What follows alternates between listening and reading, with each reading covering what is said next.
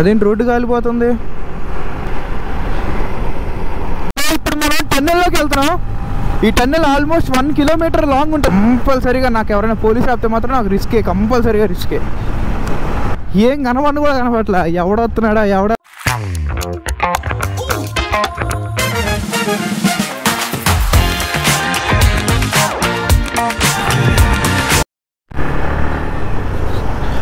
So we're back to Hyderabad. 5 days ఉన్నా ఇక్కడ ముంబైలో.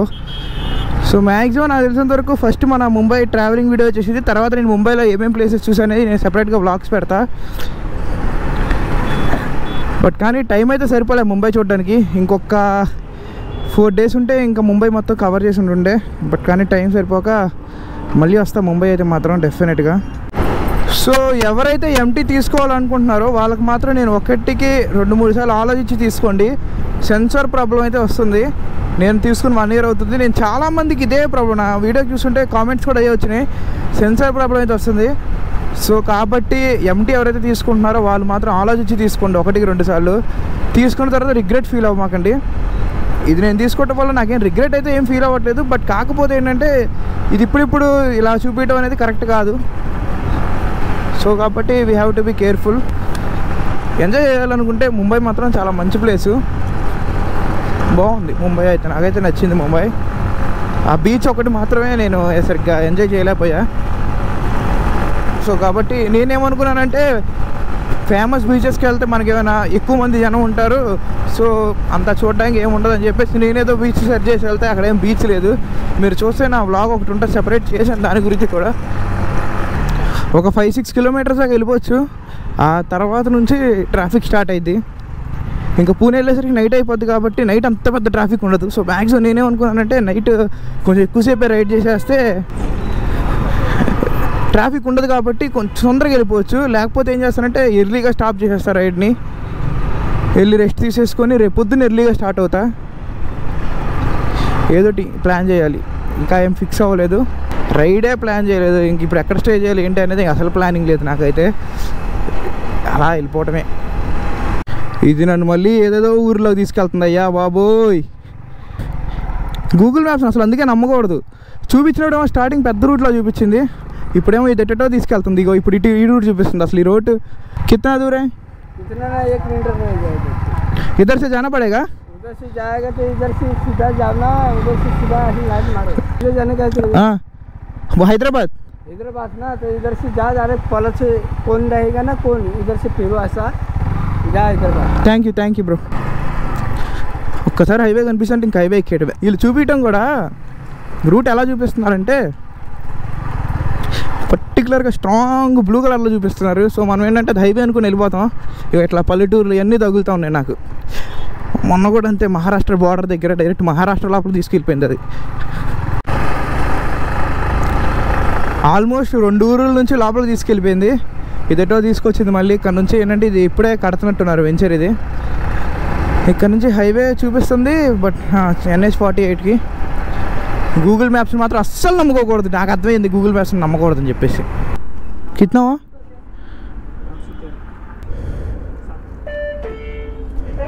సో ఫుల్ ట్యాంక్ అయితే చేయించేసాం. 692 kilometers ఉంది. ఆ లోపల మొత్తం తిరిగి వచ్చింది ఎంత అంటే 6 kilometers మాత్రమే.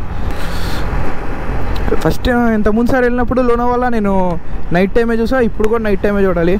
కానీ నైట్ టైం వ్యూ బాగుంటుంది. కానీ ఆ రోడ్ అయితే చాలా చాలా డేంజర్. అది రోడ్డు నైట్ టైము. అదేంటి రోడ్డు కాలిపోతుంది. అమ్మ, ఎవడో తగలబెట్టేసినట్టున్నాడు. సో ఇది లోనావాలా. ఇంక ఇక్కడ నుంచి మనం ఇప్పుడు వచ్చిన రూట్ అంతా ఏదైతే ఉందో అదంతా లోనావాలానే. ఇక్కడ నుంచి స్టార్టింగ్ అనమాట. ఆ వ్యూ పాయింట్ ఆల్రెడీ నేను చూశాను. మీరు నా పాత వ్లాగ్స్ వస్తే మీకు అర్థమైద్ది. సూపర్ ఉంటుంది. అప్పుడు నైట్ టైం వచ్చా, ఇప్పుడు నైట్ టైం వచ్చా. సో ఎర్లీ మార్నింగ్ ఎప్పుడైనా రావడానికి ట్రై చేస్తా. మళ్ళీ వస్తా ముంబై రైడ్ చేసినట్టయితే మాత్రం ఈసారి మార్నింగ్ వచ్చేట్టు ప్లాన్ చేసుకుంటా. లోనావాలాలో 1 day ఉండడానికి స్టే చేయడానికి ప్లాన్ చేస్తా. ఇప్పుడు మనం టన్నెల్లోకి వెళ్తున్నాం. ఈ టన్నెల్ ఆల్మోస్ట్ 1 kilometer లాంగ్ ఉంటుంది. చూడండి, ఇప్పుడు నేను మీకు టన్నెల్లోకి తీసుకెళ్తా. వాళ్ళు ఆల్రెడీ అక్కడ బోర్డ్స్ కూడా ఉన్నాయి, do not stop in the tunnel అని చెప్పి. ఈ టన్నెల్ అయితే అసలు ఎక్కడ ఆపకూడదు. మరి ఎందుకు ఆపకూడదు ఏమో తెలియదు, కానీ ఆపొద్దని చెప్పారు. ఓ సూపర్ అంటే సూపర్ ఉంది అబ్బా టన్నెల్ మాత్రం. నాకు ఎందుకు నేను ఎక్స్ప్రెస్ వే ఎక్కిచ్చేసానేమో అనిపిస్తుంది. ఇది సెకండ్ టన్నెల్ అనమాట. నాకు తెలిసినంత వరకు నేను రాంగ్గా వెళ్తున్నా. ఎక్స్ప్రెస్ వే ఎక్కిచ్చేసా. కంపల్సరీగా నాకు ఎవరైనా పోలీస్ ఆపితే మాత్రం నాకు రిస్కే, కంపల్సరీగా రిస్కే. సో మ్యాక్సిమం ఎక్కడైనా సర్వీస్ రోడ్ లాంటిది ఏదైనా వచ్చిద్దో రాదో కూడా తెలియదు నాకు. ఇప్పుడు ఆపితే నా పని అయిపోయినట్టే. ఓ నా అసలు ఈ రోడ్డు చూడండి, అసలు ఏం కనబడి కూడా కనపట్లా. ఎవడొస్తున్నాడా వెళ్తున్నాడా ఏం కనపట్లా. ఇందా నేను ఎక్కించింది నాకు తెలిసినందుకు నేను ఎక్స్ప్రెస్ వే ఎక్కిచ్చేసా. బై గాడ్స్ గ్రేస్ అక్కడ చిన్న లైన్ ఒకటి ఉంది, ఆ లైన్ నుంచి ఇటు వచ్చేసా, పక్కకి రూట్ వచ్చేసా. ఎందుకంటే చాలా ప్రాబ్లం అయిపోద్ది బైక్స్కి, ఎలా ఉండదు దాని మీద. సో పోలీస్ ఎవరైనా సరే చూస్తే కంపల్సరీ పక్కగా ఆపుతారు. 4,000 to 5,000 రూపీస్ అయితే ఫైన్ తీసుకుంటారు వాళ్ళు డెఫినెట్గా. అసలు ఈ రోడ్డు చూడండి ఎలా ఉందో, ఘోరం అంటే ఘోరంగా ఉంది. అబ్బో యా అలా వచ్చేసాడంట ఓరిని. ఇక అట్లా వచ్చేసి అట్లా వెళ్ళిపోయాడు. మ్యాక్సిమం ఈ హైవేస్ మీద డ్రైవ్ చేసేటప్పుడు కారులు తోలే వాళ్ళకి ఏంటంటే నిద్ర వచ్చేసిద్ది, కళ్ళు మూతలు పడిపోతూ ఉంటాయి.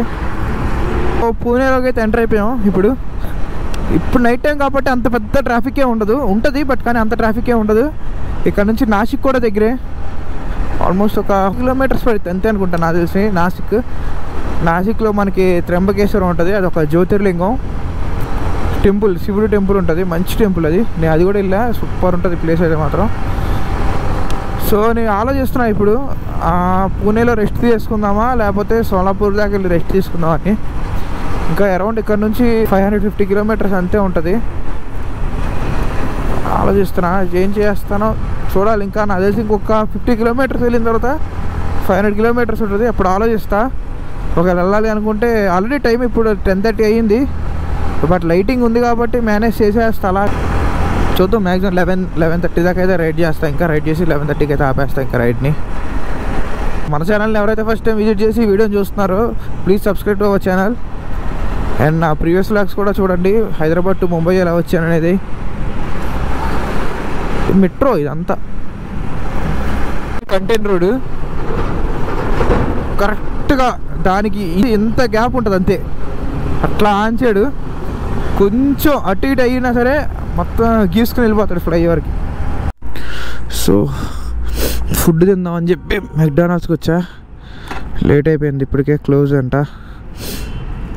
నేను ఎందుకంటే నార్మల్గా తినేద్దాం అనుకున్నా వెజ్, కానీ అది అసలు మామూలుగా ఇట్లా ఆయిల్ ఇక్కడ చాలా హెవీగా ఉంటుంది. ఆయిల్ విపరీతంగా ఆయిల్ వేస్తున్నారు ఫుడ్లో. మొబైల్లో కూడా ఛార్జింగ్ అయిపోతుంది. చూస్తున్నా 560 కిలోమీటర్స్ ఉంది. ఇంకా 500 కిలోమీటర్స్ వెళ్ళిన తర్వాత ఇంకో 60 కిలోమీటర్స్ వెళ్ళాక రెస్ట్ తీసుకుందామా లేకపోతే ఇక్కడ ఎక్కడైనా మంచి రూమ్ తీసుకొని రెస్ట్ చేసుకుందాం అని ఆలోచిస్తున్నా. ఎక్కువసేపు ఏమంటున్నాం, మ్యాక్సిమం రేపు మార్నింగ్ 4-5 దాకే ఉంటా అంతే. మళ్ళీ స్టార్ట్ అయిపోతా 5కి.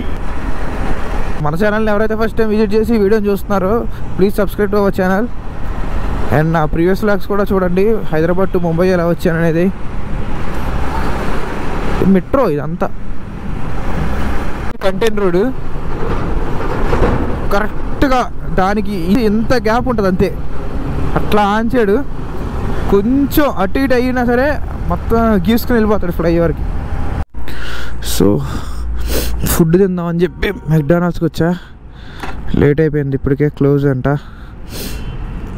నేను ఎందుకంటే నార్మల్గా తినేద్దాం అనుకున్నా వెజ్, కానీ అది అసలు మామూలుగా ఇట్లా ఆయిల్ ఇక్కడ చాలా హెవీగా ఉంటుంది. ఆయిల్ విపరీతంగా ఆయిల్ వేస్తున్నారు ఫుడ్లో.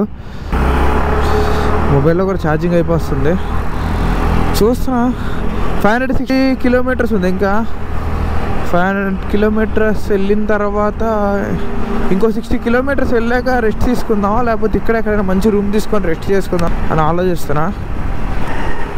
ఎక్కువసేపు ఏమంటున్నాం, మ్యాక్సిమం రేపు మార్నింగ్ 4-5 దాకే ఉంటా అంతే. మళ్ళీ స్టార్ట్ అయిపోతా 5కి.